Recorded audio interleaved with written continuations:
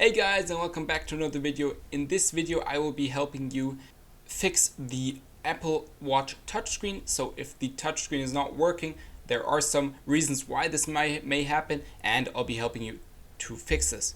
So first of all, the number one reason why it may not be working is that the screen protector you have on needs to be removed, or you need to get a new one. So sometimes the screen protector may be broken, or maybe it's too thick, maybe you bought a wrong one, then the touchscreen won't be working because of the screen protector. So check that, try to take it off, and then try using it. Then you can try it again, or try to get a new screen protector and check if that works.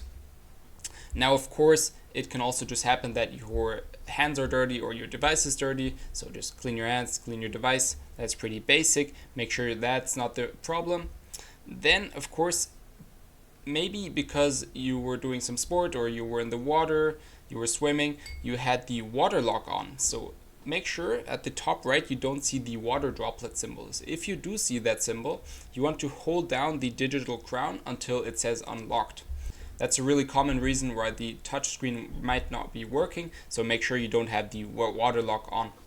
And sometimes, of course, your Apple Watch might just be frozen, or it's not working for some reason that we don't know.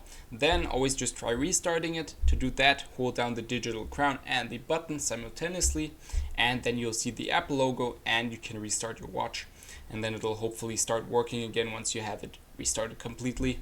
And sometimes also the problem is just a new update, so maybe you don't have the newest update, so always make sure you're up to date with the newest iOS updates, so you have those downloaded on your Apple Watch so you don't encounter any problems because of that.